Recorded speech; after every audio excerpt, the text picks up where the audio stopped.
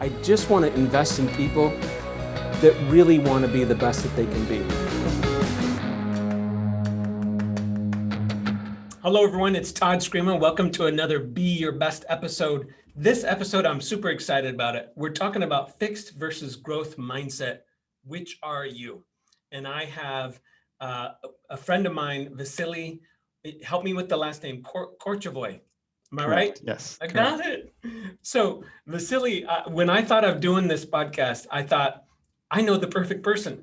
And you're going to get to know a little bit about Vasily, but he really illustrates this point, the whole point to this podcast, with this story, because he was raised in the Ukraine, which was the Soviet Union back then, moved here when he was 12, and then has really developed himself in business at a very high level. He's very humble, he's very soft spoken about it, so I may have to brag on him a little bit from time to time. But I want you to hear his story, because he is really living proof that as adults we can change this mindset. So first of all, this this this has been a great topic for me. I don't know when there's a lady named Carol Dweck that wrote a book called Mindset, and all the credit goes to her. I'm going to show you a visual aid from the book, and the basic premise is that based on certain subjects, some people have a fixed mindset and some people have a growth mindset, and it has a lot to do with determining how well they do in life. So just to give some further opening comments before I show this visual on screen. By the way, you can always, if you're driving or watching this on or listening to this on audio, you can always get these visuals on at beyourbestseries.com. We post all these things so that you can look at them. So I'll show that in a minute. I believe that people are happiest when they're growing and when they're making progress. You know, I'll give you an example, silly example. I played a great game of golf the other day with my brother and my nephew and my best friend, and I had taken a golf lesson and I made great progress because I was driving the ball straighter and longer than I ever have. That's an example. I was happy the whole round, even though I lost some money to my brother. I was happy the whole round. Like, this is working, it's working, it's working. So that's a small example. Vasily's going to give some examples. I'm going to give some examples. But let me actually explain the visual, or show the visual, because I think she did an excellent job on this. Here's the basic idea: is a fixed mindset believes that intelligence, and I'm not sure if I love that word intelligence, but intelligence is static. In other words, you are what you're born with. So that idea that we are who we are, and it's never shall change, leads to a desire to look at smart, to look smart or appear smart. In other words, protect our ego, and a tendency to avoid challenges, to give up easily when obstacles come up, to see effort as fruitless, to ignore useful feedback or criticism, and also feels threatened at the success of others. And as a result, they may plateau early and achieve less than their full potential. And all this confirms a deterministic view of the world. I'll use a metaphor on this, and maybe touch on this later. People's weight tend to fall into these categories very easily. I've heard a lot of people say, well, you know, my whole family is a little overweight. My family's big boned. Um, you know, and they say things like that. Whenever you hear someone say something like that, or they, a sure way to find out if someone is fixed minded is if it's someone else's fault, or there's outside influence that they don't control and they couldn't possibly control. Whenever you hear comments like that, that person is fixed minded on that subject. So now go over to the growth mindset. These individuals believe that intelligence can be developed, common sense can be developed, skill sets can be developed.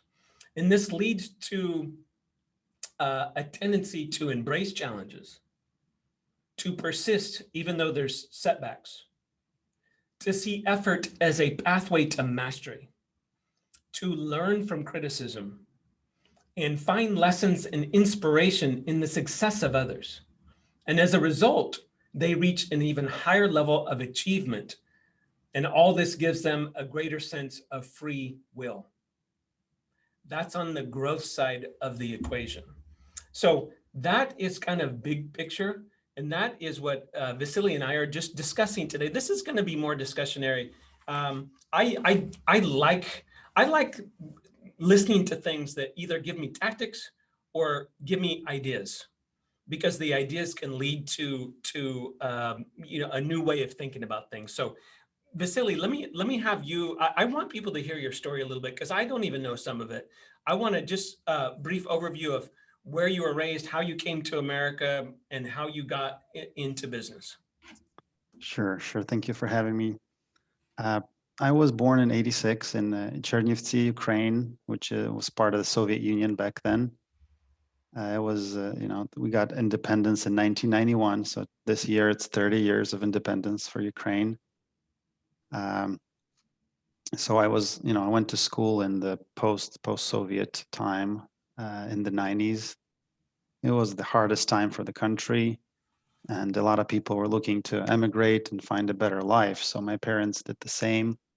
We had relatives here in the Sacramento area, and were able to emigrate here in '98. So I was 12, went to school, finished school in 2003, finished school a little bit early, went to college, and then got hired at the credit union in 2004. So I wasn't even 18 by that time, just almost turned 18 and got hired. So and I stayed there at the credit union for 13 and a half years. Went up from being a clerk to doing mortgages and doing small commercial loans. So it was a great time learning and being in the community, getting to know people, building myself, and learning new things as I grew. And that's when I really looked at my future. And we had at that time we had 4 children, my wife, and I needed to either get another job to pay for the bills, or get a second job, or move to another career, or find a better income. So I was hesitant to move to like a commission-based system, because it's you don't know what's going on. And I was at the credit union, and I saw what people went through in the 2008, 2009, 2010, and I was actually doing collections back then. Nice. So I saw what people went through with the housing and with loans and with everything. So it was hard for me to make that leap. But at the end of the day, I needed to provide for my family. So what I did is, after a sale of a rental property, I kept some money, kept some reserves. So I was thinking to myself, like, okay, if this is not going to work, I at least have 1 year of reserves, and then I can find a 9-to-5 job again. And that never happened. I never tapped into those reserves, because the first year I was able to double my income. So going to 100% commission as a loan officer. So that was an eye opener right there. That's a pretty cool story. So I just want to paraphrase, because I honestly, Vasily, most of us can't.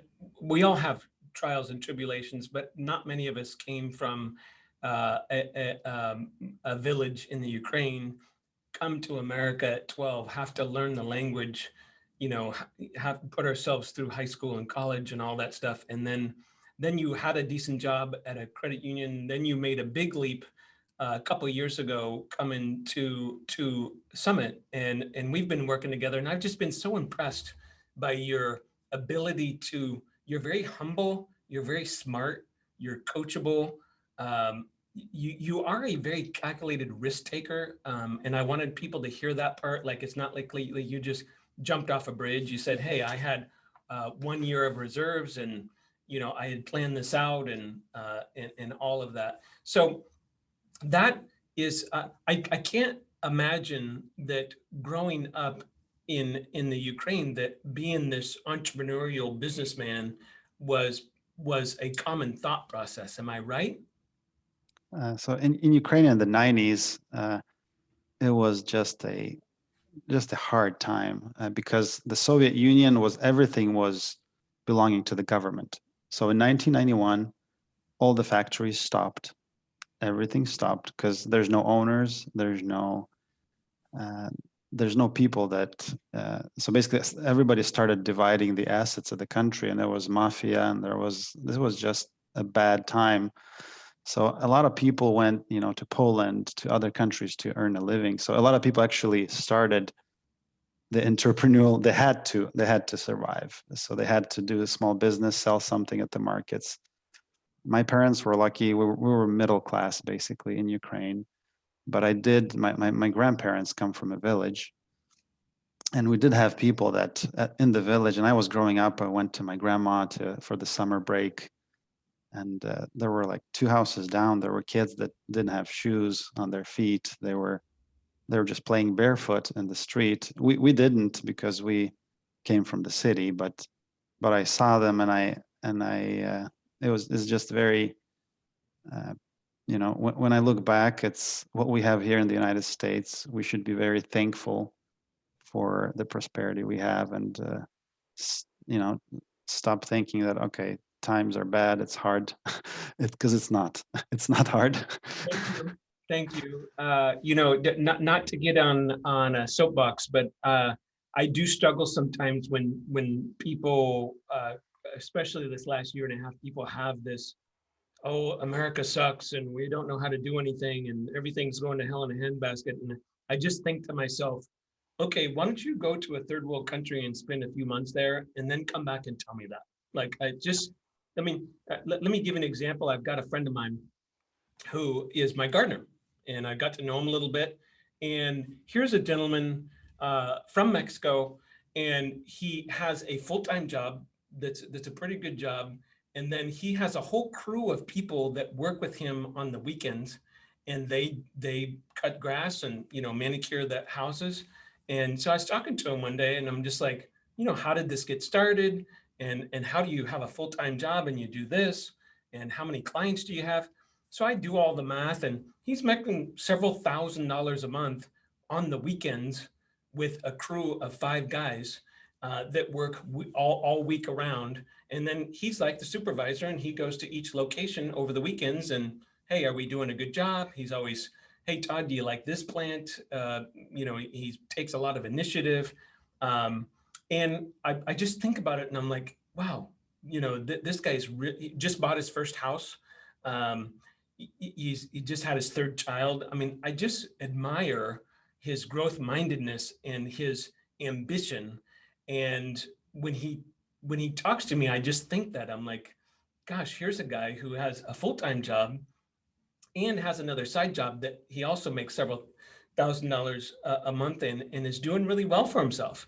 And then I look at you, and I'd love for you to share this story. I'm not sure how much of it you want to share, but Vasily and I were talking last January, and we were just talking about random stuff, and he says, "Well, Todd, I was on a trip with my wife, and I told her how much money we made last year, and she didn't believe me." And would you share that story a little bit? Because I think it kind of illustrates this entire point.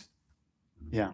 So we're traveling to visit relatives in another state, and I haven't told her that the W-2 came in. So I'm like, I told her on the ear, like, do you know how much we made last year? And she's like, how much? And I told her the amount, and she's like, can you repeat one more time? Because what do you mean? And I'm like, I told her again, and she's like, no, repeat one more time, please. Are you serious? So she couldn't believe me, but thank God that we made this money, and I'm grateful for it. So it was really an eye opener for her, that because she's taking care of the kids. We have 4 kids, so she feels like she's not bringing in enough for the family. You know, she's not working at a job. But I tell her, like, you're working more than I am, so you're working harder than I am. Just so you know, I know that. So your dedication, everything is even more than I bring in. So. Yeah, no, well, one of the things that I get from you that I want people to hear is you are very grateful and humble. And those are two traits that I see that growth-minded people who continue to have growth, they maintain those two things. That sense of humility. You know, sometimes Vasily, people will come up to me and I get this a lot, and they'll say, "Gosh, I got to know you. You're so humble." And I'm like, "Well, I'm just a person, you know, and I'm very grateful for everything that I've done in my life and the people in my life. And I wake up every morning and kind of pinch myself. You know, I was having a bad day on Monday. I was kind of exhausted. I had my niece at my house this weekend, and she asked me to marry her, and we had it in my backyard. So came home from a business trip on Friday, walk into my house, there's 50 people setting up, and you know, I got company in my house all weekend, and we had a ball, and the wedding was unbelievable. And so Monday, I was just kind of tired. And then I caught myself about midway, and I'm like, "Hey, dummy, so you're a little tired, get over it." Like, Jesus, you had one of the best weekends of your life. Like, just snap out. And I just kind of self-coached myself out of it. But you have that at a higher level, and I really admire that about you. I admire about it when I see it in people, because a lot of people that have learned to be growth minded, what gets them out of the growth mindedness, to me, is lack of gratitude and lack of humility. And I spent 20 years coaching entrepreneurs and very successful people. And I would be coaching them. And when I sensed that they were losing those two things, I would always try and bring them back to center, because whenever they lost it, they went off a cliff. And so that's kind of more of a, just something I recognized over the years. So I really like that about you. Let me share a quick story. It's kind of a silly story, but it's illustrative of what we're talking about, because how I've seen this idea of fixed and growth mindset, how I've seen it play out in people is by subject. And so think of it like marriage is a subject, being a parent is a subject, your job is a subject, wealth building and saving money is a subject. So you've got, I could go on and on, but it's subject by subject. So for me, this is about 6-7 years ago. I'm 6'3". I remember getting on the scale, and I was 233 pounds or something like that at my heaviest. And I thought, wow, what's that about? Like that's because you don't really realize you gain a couple pounds. So I said, hey, I'm going to change this. I study this growth minded stuff. I feel that way in almost every area of my life, but I didn't feel that way necessarily with weight. And so I said, okay, this is basic, calories in, calories out. I've always exercised, so that wasn't the issue. So long story short, over the course of, 9 months or so, I got down to about 186, 187 pounds, and I've stayed there now for several years. I still don't have that elusive six-pack, right? I don't know if I ever will. I think I can get one if I'm willing to go through that work. But even that area that I thought that I was, or that I knew I was fixed-minded, I flipped it. You did it with your career and your income and savings and stuff like that. So where I'm at today, and again, this is I'm 51, so it's a lot of years of growing businesses and coaching people. Is I truly believe that anyone can achieve anything, but not unless they think this way. I was listening to Ed Milet's a podcast I listened to. I think I've listened to everyone. I had a guy on there last week. I just listened to it this morning working out. And this guy did 100 triathlons in 100 days. The previous world record was 50 triathlons in a row. This guy did 100. running through stress fractures. He tells this story where um, he he would be so physically exhausted and tired that he would pass out. And the person with him, he had a buddy with him at all times, would give him 10 seconds and then, okay, let's go again. But he would literally just pass out from pain and fatigue. And so that goes back to embracing challenges, persisting through setbacks, you know, this whole idea. And some people, when you go over this, like, Todd, you're just saying work harder. Todd, you're just saying be positive. It's actually deeper than that. It's a belief system, but it's also how you feel, which turns into how you behave, how you act. And that's kind of the cascade that it goes down, in my opinion. And it's different subject to subject. So the reason I wanted to say that is some people may be on here and they're like, you know, I get that growth mindset at work, man. I become the VP of this and the manager of this. My income's gone way up. But when it comes to saving money, they're fixed. Todd, my dad went bankrupt. None of my family has any money, and I'm just not going to have any money. And I'm like, well, no, your growth mindset in your career and in your income, but it doesn't translate to savings. And so let's fix that mindset, because what you said is not true. You make plenty of money to save a bunch of money. That's not the issue. You just don't think you can. And so we've got to build those skill sets, but it starts with a process of truly believing that you could do whatever you want. And I that sounds, again, kind of airy fairy, but when I see someone like yourself that came from a totally different country with a totally different culture, didn't know the language, and doing what you've done, I'm sure it's not been easy. Yeah, for sure, for sure.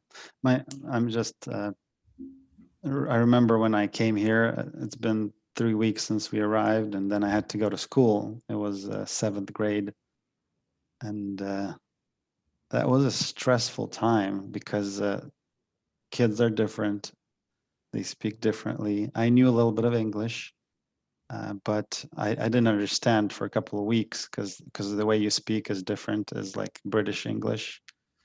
So it wasn't, and like the culture is different. The teachers are different. Like it's a lot of stress for kids to go through that, and it was a hard time, but we got through it. And I think that's what makes like immigrants be successful. I think is this stress that they have to go through, like especially people like from Mexico, from South America. It's hard for them because they're coming from these countries with a lot of corruption, same as Ukraine, by the way. And then they have to obey the rules here because there's laws, it's a different country, the rule of law. And then they have to learn the language and start, the work ethic is very high in the United States, much higher than in Ukraine. So people work longer here, work harder, but it pays off. So, and this, I think when people move here, these are the people that want to change. So people that don't want change, they stay where they are. Yeah, and when we go through all these things, I always like to clarify this. I One of the reasons I do this silly podcast is I really want people to be their personal best, and it's different for different people. There's nothing wrong with anything, as long as it's legal and the right things. Nothing wrong with what anybody does, but it's the encouraging idea that you can do things that you never thought possible. But if no one's ever told you that, or you never thought that way, how could you do it? So one of the questions I have for you is, how did you even get on that track? Or was it enough just to come to a totally different country where you and your family felt it could be more prosperous? I mean, what started that mindset? Because it had to start someplace. Yeah. So when you're, I don't think you'll be able to understand this, but when you're in a second or third world country, and you're thinking of moving to a United States or Western Europe or something, to a first world country, you have this thinking in your head, like, okay, this is a country where you can do anything, or at least you're told that. When we moved here, it's United States, I think, is the the country of opportunity, because I've seen people that I work with clients that are from poor areas of Ukraine, Moldova, Russia, other parts of the world, that they came here and they have no limits. So nobody's stopping them from having a company with 200 trucks or 400 trucks, or having a construction company and building houses in Napa Valley, in Lake Tahoe. I mean, this just you know, and that's kind of enough to see that, and like, if they can do it, you can do it, you know. So this is another great example of why this country is a great country, because nobody's stopping you. Mhm. If you did this in a third world country, the either politicians or mafia or something that hold those niches, they want a piece of the pie, or you won't be able to do it. Here it's different. You put in money if you do it right, if you work hard, if your work ethic is high, if people trust you, you'll achieve great things. Mm-hmm. That's really insightful. It does have that kind of land of opportunity feeling. There are people, you know, in general. I think what I hear you saying is, hey, there's no reason to think or feel that way, other than, hey, you can be as prosperous as you want in a number of different ways. I got a friend of mine who is who is a yoga instructor, and she lives a different lifestyle. And what I mean by that is, she has her own business, she does consulting, and she coaches people who want to be instructors. And she's developed, between everything that she does, she's developed this really cool lifestyle. And she is not rich, but she's doing what she loves. She's super into it, and she's really good at it. And she totally supports herself and makes good money and has these niches that she's created. And that's kind of what you're saying. So I don't mean to sound like, oh, hey, everyone's got to use this mindset to make $1 million. I think sometimes people hear me say that because I talk about business and money so much. But let's take this idea to a marriage as an example. I was blessed enough to marry my niece and her husband last weekend. And so I said, hey, if we're going to do this, we're going to do it right. And we do some, kind of pre-counseling, and we're going to do some work around this. And we did some work, and they're on their honeymoon. I told them when they get back, we have 3 more meetings, and we're going to go on this. And one of the things that we talked about was with that young couple, and they're 25 and 29, and just newly married. They've been together 9 years, but newly married. And one of the things that we talked about is, hey, you're going to have all kinds of challenges, things you can't even imagine right now, but all kinds of challenges. We either feel like we can get through them and go to this next level of appreciation and love, or, hey, it's got to be your fault that we're not making enough money, or it's got to be your fault that we couldn't get pregnant, or it's got to be your fault for something else. We start the blame game, which is on the fixed side of the equation. I said earlier, anytime you hear someone blame the government, another person, a condition, that's on the fixed side, right? That's how you can tell. That's the trigger, right? And if you listen to people, you will hear this all the time. And I've been studying this stuff for a number of years, at least 15 years, this fixed versus growth mindset, maybe 20, because it's amazing to me on what it takes to achieve and what are those differences are. Let me give an example. And I don't know if this will work.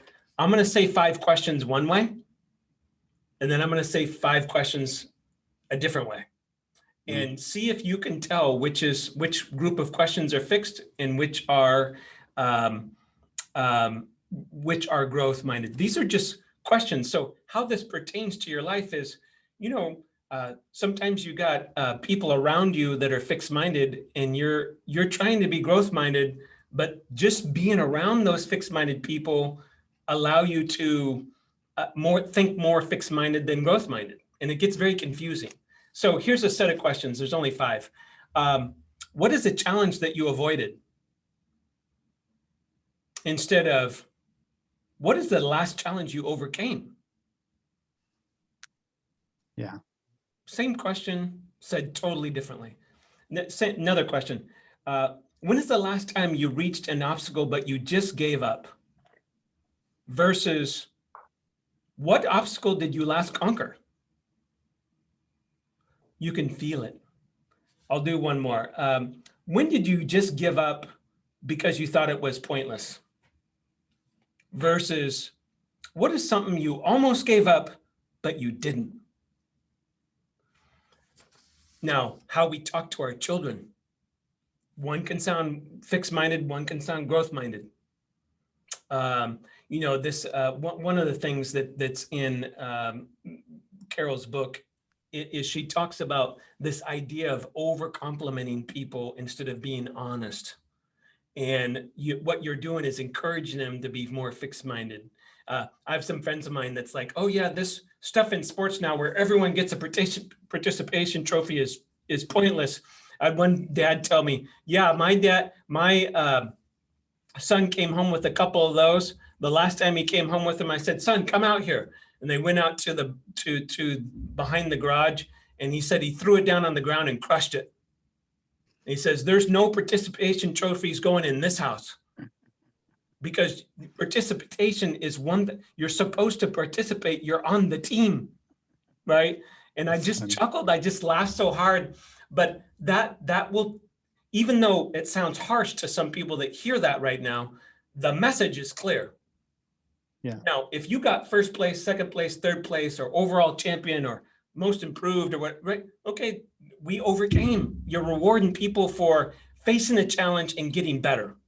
And that's the mindset of successful people, people that have more happiness. When I say success level, again, I'm not talking about monetary success level as much as I am a feeling that you're growing, a feeling that you're learning, a feeling that we're making a contribution bigger than ourselves onto society. You know, Vasily, when I hear your story, I get inspiration from it. You know, I tell you, my oldest brother is getting ready to get married, and you know, this a growth-minded person, when they see people have success, you know, they're happy for them. That's another indicator, right? So my brother comes over with his soon-to-be wife, who they are getting married in September. And I just love Sherry Ann, his girlfriend. They make such a great couple, and I admire their relationship. Like, I truly admire it. I'm not jealous, even though I wish I had something like that. I just admire it. I'm happy for them. And that's another example. Sometimes when I see the classic girls being mean to each other, like in grade school and stuff, but they do it as adults too. I just had a friend of mine come back from her bachelorette party and told me, yeah, some of the girls didn't get along.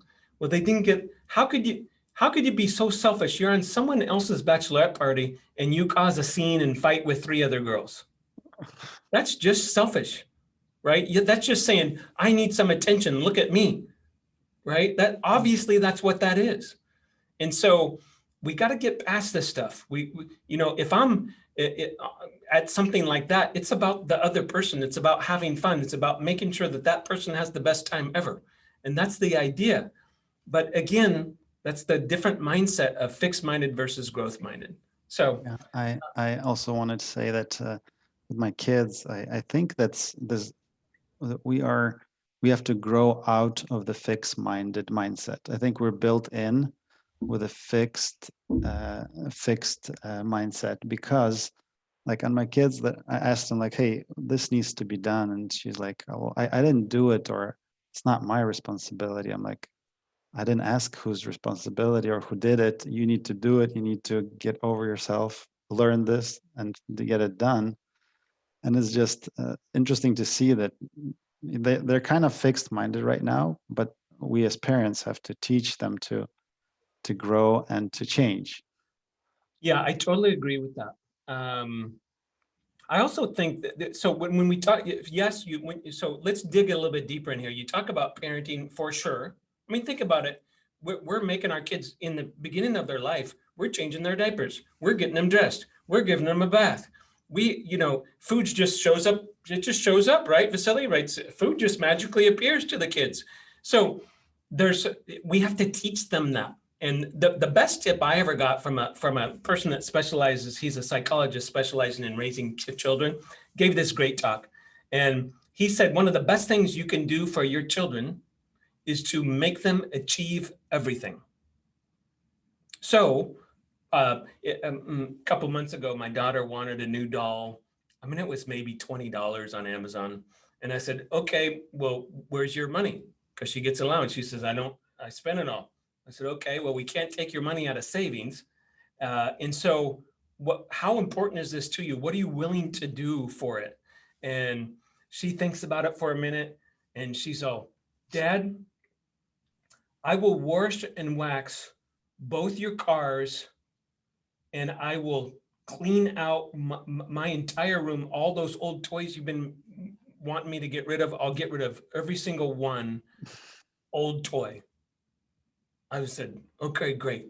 And we shook on it and then she did it and then I ordered it, right? So it can be small things. Those aren't big things. Someone wants to go to the movies. Hey, maybe there's some small achievement. Hey, why don't you finish all the dishes from tonight and then we'll go to the movies. It's just it puts that mindset that there's gonna be an obstacle in order to achieve anything you want because nothing's for free. Yeah. My wife is making fun of me because sometimes like the kids want to get something from Walmart or some other store. I'm like, okay, grab your wallet or grab your, so they bring in this huge thing with coins and they walk around the store and then they have to pay for it. Yes, I love it. And then they start counting because this toy is now $10.77 and this one is 19. So they're choosing if it's worth it because their money is depleting fast. So they start this mindset of, okay, I gotta plan ahead, and it's super interesting. And I just step back and enjoy them arguing that this is too expensive now and they have to get a cheaper one. 100%. I think that is awesome. Good for you. That's what we should do. Let's talk about a few other areas of life where this applies. We talked about weight. That just one more comment on that one. There's that P90X that came out several years ago, and if you go on their website, they literally have hundreds of before and after shots and videos of people. And I had some friends come to me and said, do you think this is really true? I said, well, yeah, because I got P90X and I did it for a while, and it teaches you to eat chicken breast and broccoli literally 7 days a week, and you work out 6 days a week, twice a day. I said, so yeah, it works. If you do that, you will get a six-pack. Like, it works. So, I think that's a good analogy for that one. But let's talk about a couple other more. Well, let me do work, friends, and then spouse, and dig on those three subjects, and then we'll wrap up. So, Vasily, we were talking just a couple minutes before poor Vasily gets on this podcast. He's like, I don't even know what we're talking about. I said, just answer some questions. So you told me a story when we were talking before about the old company you work for and their mindset, and then what's different here when we're working together. So explain that difference, because I think that how I want people to hear that story is we spend over 60% of our waking hours at work, and it does influence how happy you are in a big way. So just explain that difference, because that would help people. Yeah. So when I started working at the credit union, I enjoyed my job. It was a good time. You work with people, you see, with customers, with coworkers, as always. But the thing is that I noticed once I moved out of that, I noticed that it was very fixed minded position and fixed minded income, basically, let's say. Because for example, you work at a job, 9-to-5 job, and you have to serve customers and do loans. So for me, it was a hassle. Like, I was thinking like, why should I do this loan for this person? Because even though I'm not like, I wasn't like sending people away, but I had that thought is like, I'm already doing enough work, for example, 3 loans a month or something. Why should I do 3 more if there's no reward? Like you do more and you get less actually, because if you screw something up, they come after you. And sometimes you have an idea and you present it and then you get frowned upon because like, okay, that didn't work or something like that, you know, because there's no reward for the job. So, and when I went into the, you know, commission-based business, is like, okay, you do 1 loan, you make this amount. You do 2 loans, you double your income. You make 4 loans, you double your income again. Mhm. So it's like, okay, I should make 4 loans then, or 5, or 6.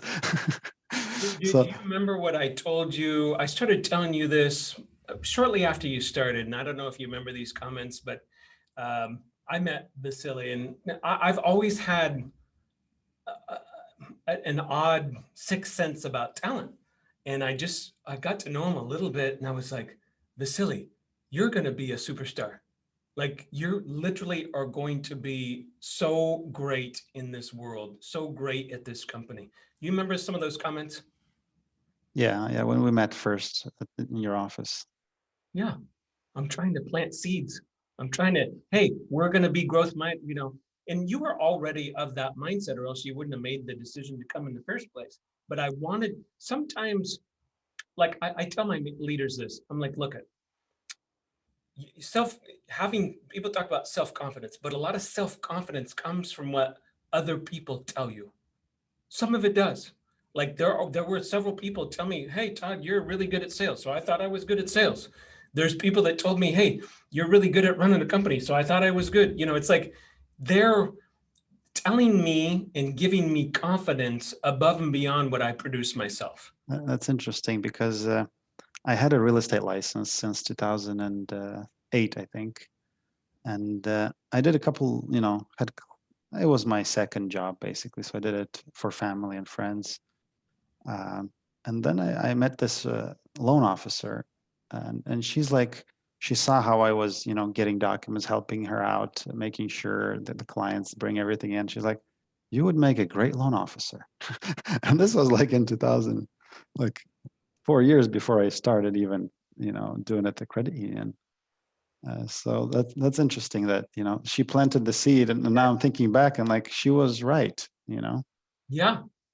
So let's segue into friends because this gets even more personal. Um, I I I I truly don't believe that if someone is hanging around friends or acquaintances that are negative or fixed minded, that if those are most of your friends, you're not all of a sudden gonna follow your growth mindedness. That's I don't know if that's a theory, but it's just things that I've watched people with. Remember, I had a friend. This is 4 or 5 years ago. I really liked him, from guy from my golf club, and I was really growing a friendship with him. And then I realized that everything bad in his life, as we went deep, um, was someone else's fault, and he was fixed. He had a bad marriage because of his wife was just horrible.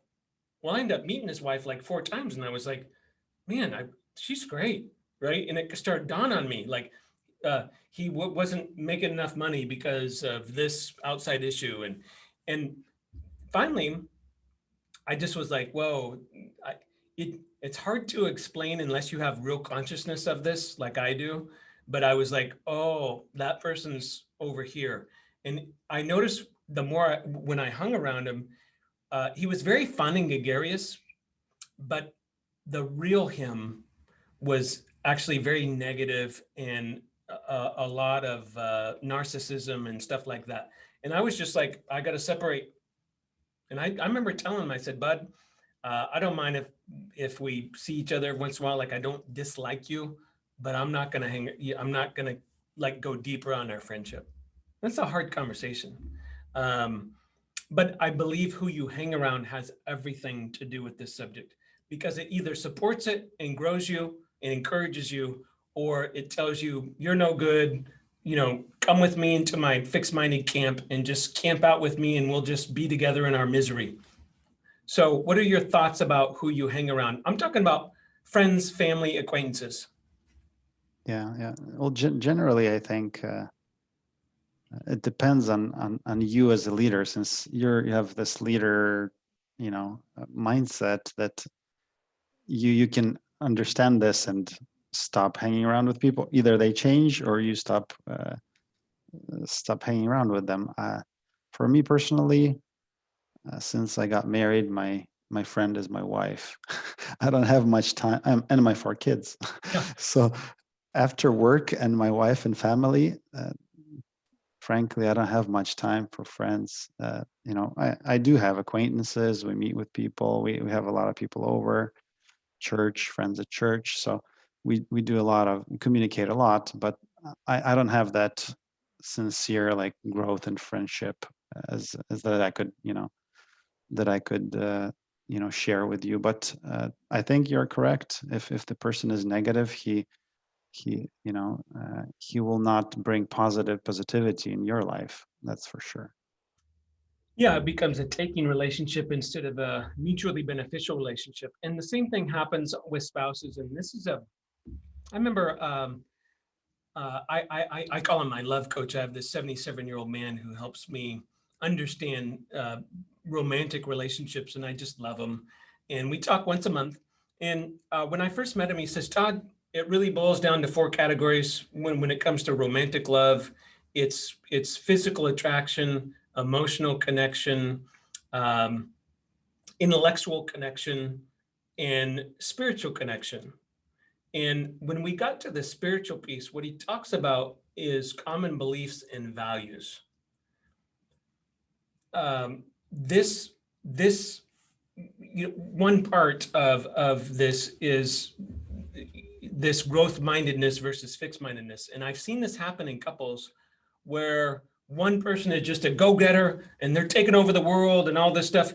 And it tends to happen like later, as the marriage progresses over years and years, and you run into this one person's this super growth minded individual, but the other spouse is not.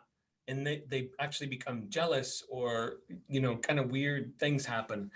I think that's a thing in marriages that I've seen happen. Now, of course, when it works great, they both kind of progress at the same rate somewhat. I'm not saying that this is, it's one of, maybe 100 factors in a marriage, but it is one of those things that if you're that person that is driven, motivated, super growth oriented, I would encourage someone to find someone else like that, because that's going to fill up your cup. Whether is if someone is not, it's for sure going to be some sort of problem in that close of a relationship. I'm just curious what your views are on that.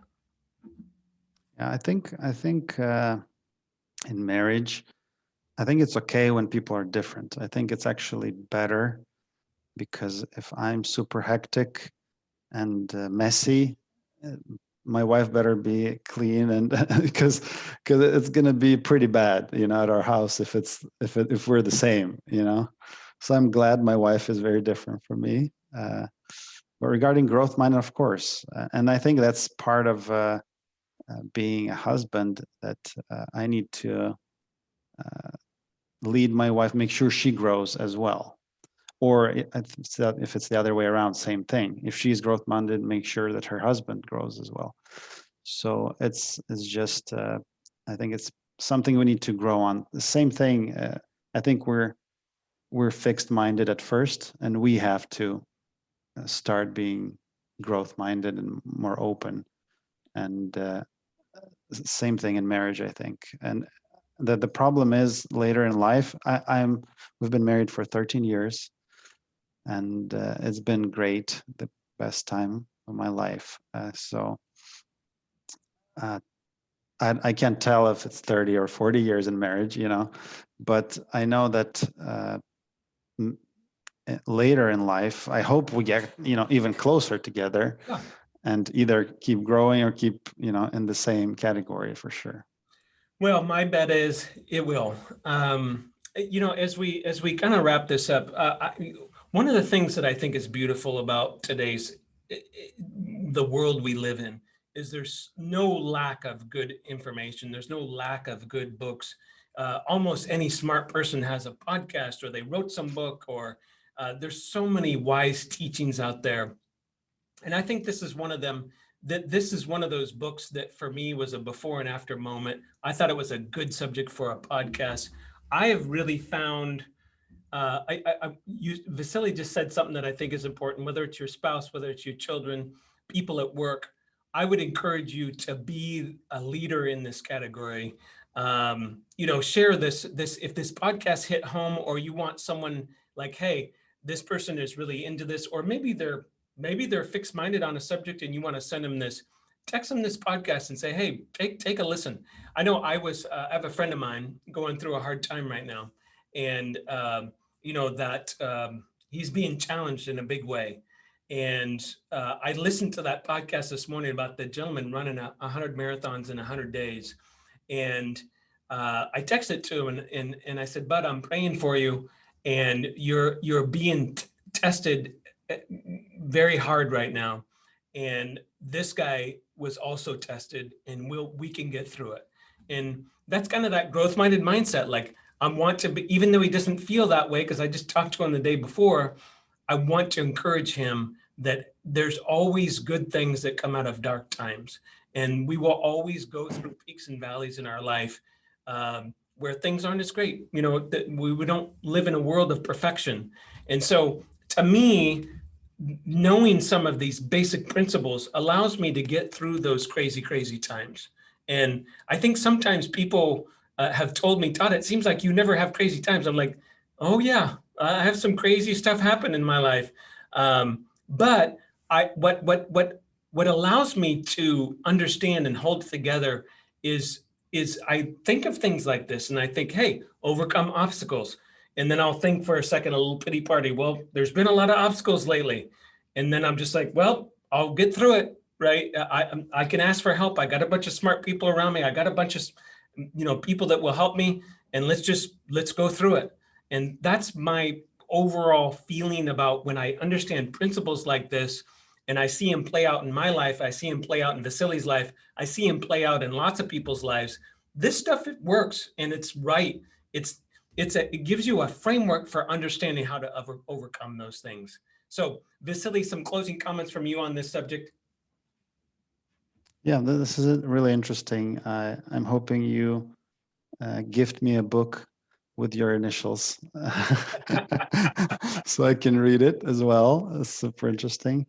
And yeah, it's I think we need to be in this growth-minded subject, not be afraid of growing, and not be afraid of risk. Yes. Be smart at it, but not be afraid of risk. And then we'll be happy. Our marriage will be great. Our finances will be in place. So I think nothing, I tell my kids, nothing good comes from doing nothing. So to achieve something good, you always have to put in effort. For your room to be clean and nice, you have to bend over 150 times and pick up things, You have a way of keeping things so simple and eloquent. I think one of the most profound things that you said that I learned from you today is you said, look at, I probably am not naturally this huge risk taker, but I wanted to change the type of job I did, and I saved for it, and I pre-planned for it, and I had a backup plan, and then I took the risk. And I think that's, I wanted to hit on that one more time, because I think it's one of those things where so many people I see them so afraid to take any kind of risk. And I'm not saying do it arbitrarily, but without good counsel, without talking to someone, without pre-planning it. But there's so many great risks that we can take in life. And it's getting out on those little skinny branches instead of just hugging the tree. And that's something I think of all the time, that we can take logical, well thought out risks. Is it nerve wracking? Yes. Will it drive you a little crazy for a while? Yes. But I can't think of one that I've taken, and I think Vasily would say the same, that I haven't at least learned from, and probably 80-90% of the times it's turned out great. So that's the part of the mindset with this is live life free, be aggressive around life, get out on the skinny branches, diminish fear, ask for help. Those are all really good, like solid elements to living a great life. And that's what this is all about, is we're only here once. There's one little merry-go-round. It's not that long, and we should be making the most of it and not being afraid of it. So Vasily, you're very gracious with your time. I love your story. I love just knowing you as a person. It is oddly inspirational when you see someone like you. To you, it's your life.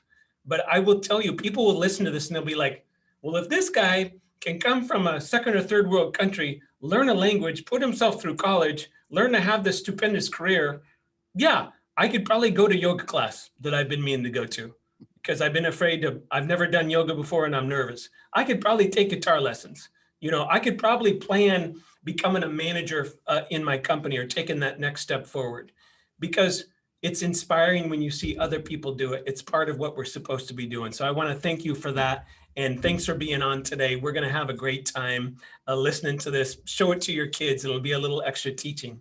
Thank you, Todd. Thank you for having me. Thanks, guys. I appreciate it. Remember, you can always find some of this stuff on the website, beyourbestseries.com. Remember, I do this because I want to give back to people, but we do home loans for a living. So if you know someone sent you this, and it's probably from my company, someone wants to buy a house, someone wants to refinance a house, you know of a realtor that they should know, a home builder, refer us, guys. That's how we get our business. We're not out there advertising a lot. A lot of it's just doing a really good job for our clients and then asking for your help. So that's how you can say thank you. And as always, I appreciate you guys listening and forward this to friends and family. It's very honoring to me. So thanks for listening, guys. Have a great day. I just want to invest in people that really want to be the best that they can be.